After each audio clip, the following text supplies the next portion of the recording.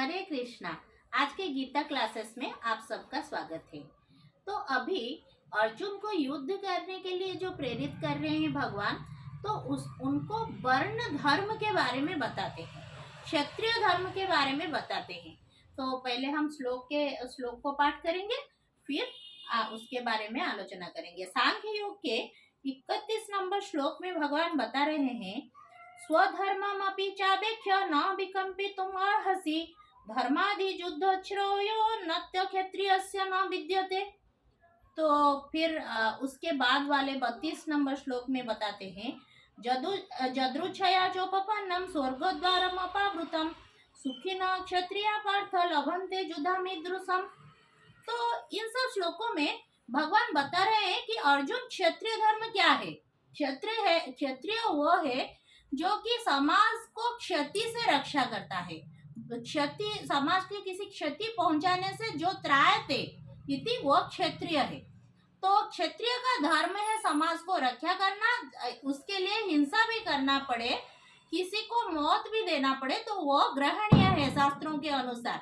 इसीलिए वो उदाहरण के माध्यम से भी उनको समझाते हैं कि राजाओं को पशु शिकार की अनुमति दिया जाता है, तो वहां पर तो पशु की मौत हो जाती है।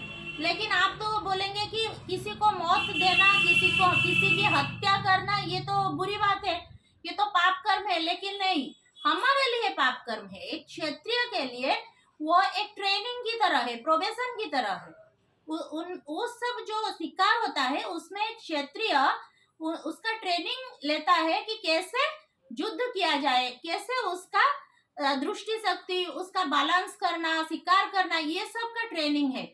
और उसमें जो पशु की हत्या की जाती है उसको राजकीय ढंग से समाधि दिया जाता है और उस पशु की आत्मा की भी उच्च गति होती है।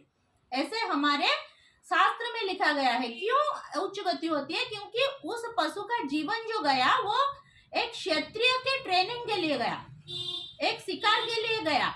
वो किसी के इंद्रियों की सुख की परिपूर्ति के लिए नहीं गया, किसी की मांस खाने के लिए वो हत्या नहीं हुई। वो हुई कि उसको उस शिकार से एक क्षत्रिय ट्रेनिंग ले रहा है, कैसे युद्ध करेगा।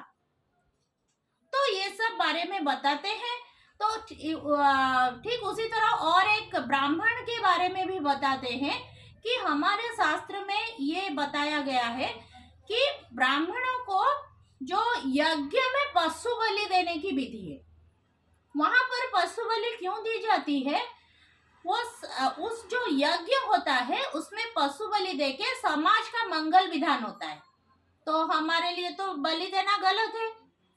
क्यों गलत है? अभी जो बलि दी जाती है वो इंद्रिय तृप्ति के लिए, हमारी स्वाद के लिए, हम भोजन में उसे स्वाद लेकर खाते हैं। इसीलिए भगवान के नाम पर मांस खाने के लिए बलि दे देते हैं। लेकिन हमारे जो वेद शास्त्रों में जो बलि के विषय में कहा गया है वो इस तरह की बलि नहीं, वो समाज के मंगल के लिए ब्राह्मण लोग यज्ञ में बलि देते थे।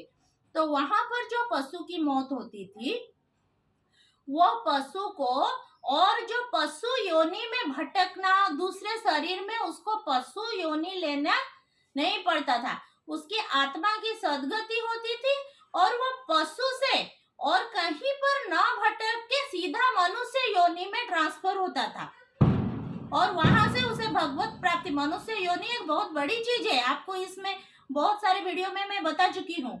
मनुष्य योनि हमारे एक बम्पर ऑफर की तरह है, यहाँ से हम भगवत प्राप्ति कर सकते हैं। तो वो जो पशुओं को बलि दिया गया है उनको मनुष्य जन्म प्राप्त होता था।